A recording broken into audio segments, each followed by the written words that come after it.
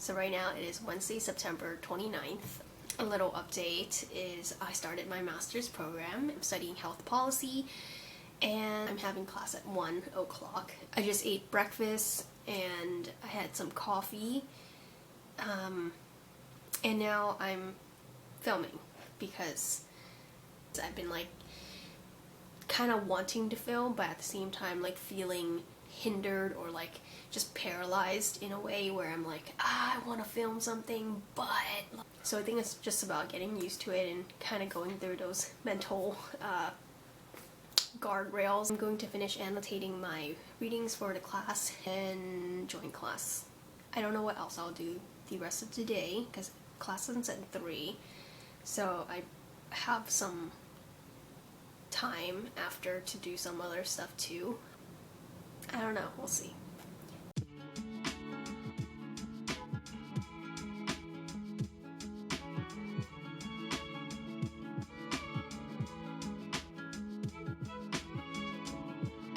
I'm gonna just take like a 2-minute breather just because I finished all my annotation, but I do need to kind of like, I don't know, just like let my eyes and brain rest a little bit. My eyes literally hurt whenever I look at the screen for too long. I think this is something that everybody has gotten used to.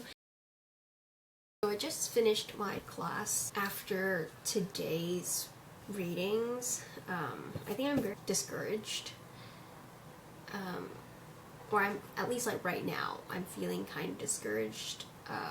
Just understanding a little bit more about like how policy is implemented or changed, and just how it could go wrong in so many levels, and that even if you have the right intent for a policy, that maybe perhaps down the line the implementation of said policy is not aligned to the intention of the policy, which is, you know, to help certain groups of people. I see how complex the whole thing is. I think you definitely have to practice patience and optimism in this field, and I don't know if I have what it takes to practice those. I'm gonna take a technology break. I'm gonna go for a walk and just breathe a little bit.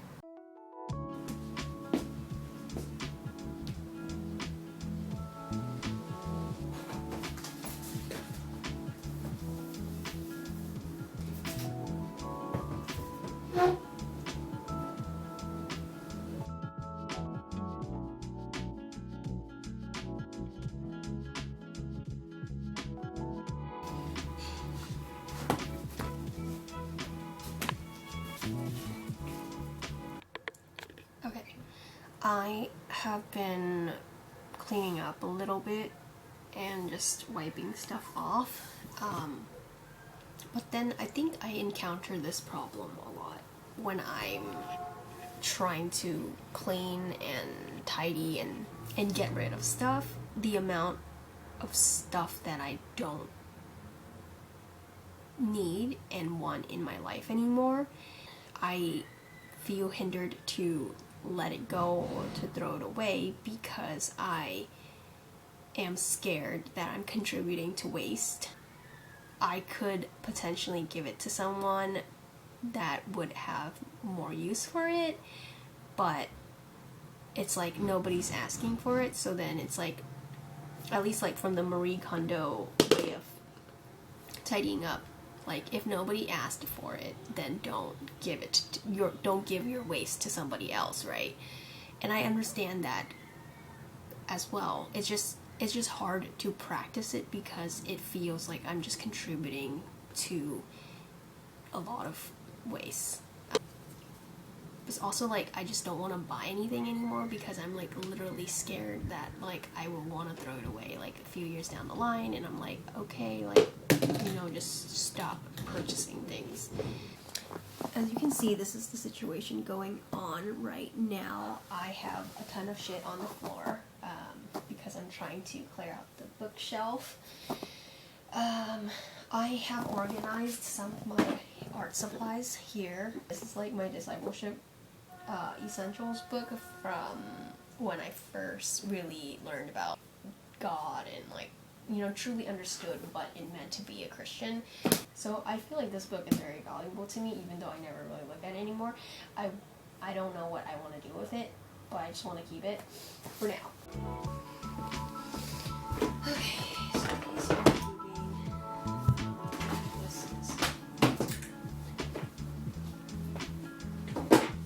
This is like an impromptu sketchbook tour. It's kind of inspired by a tulip. This was a painting of a bunch of cats sleeping. These are inspired by some artists' music that I listened to during the time. This is Aimer, and then this is inspired by, I forgot his name. This is inspired by Spirited Away. This is inspired by Your Name, and this is inspired by Meat Fresh. Haku doesn't have eyes because I didn't want to give him eyes and mess him up.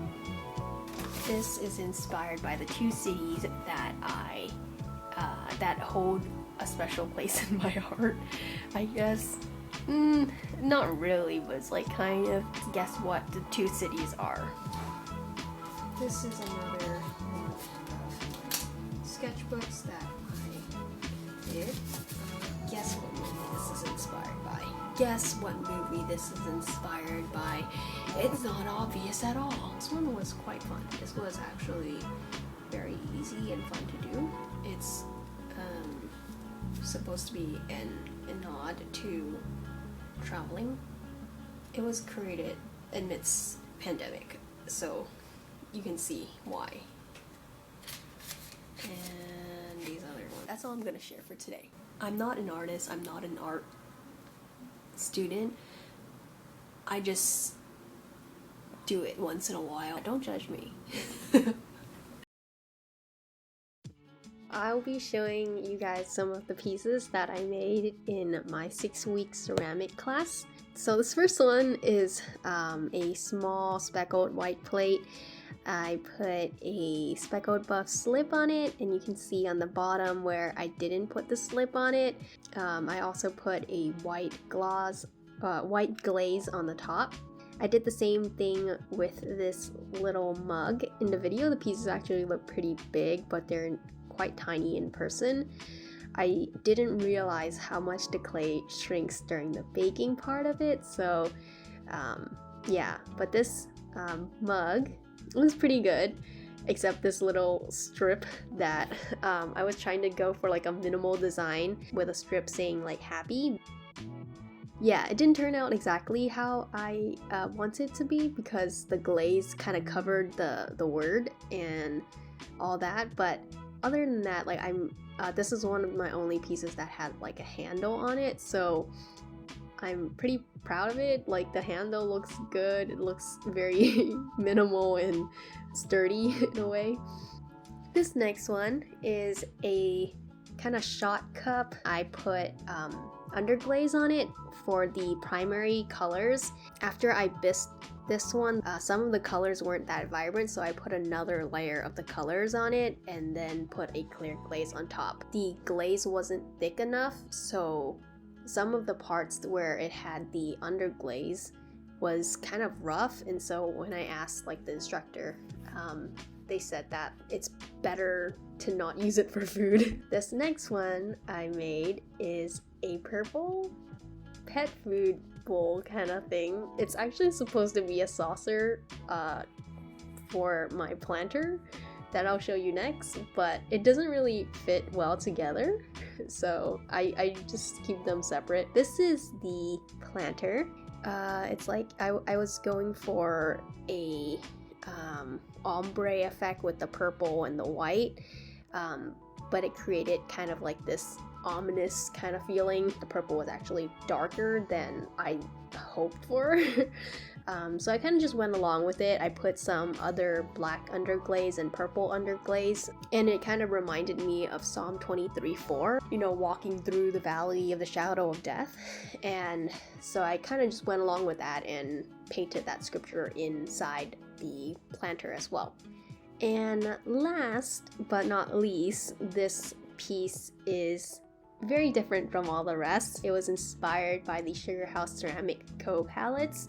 And so yeah, I have like 6 wells and then 2 mixing trays. And yeah, I'm actually really proud of this piece. And in the back, you can see that there's like a test strip of the underglaze. On the lower left corner, it also chipped a little bit because apparently there was some glaze that got stuck on the kiln. I sanded it smooth, and so it looks, yeah, fine, and it doesn't cut me, so it's all good.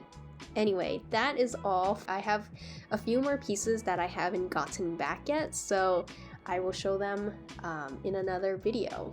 Okay, that's all for today. Yeah, bye bye.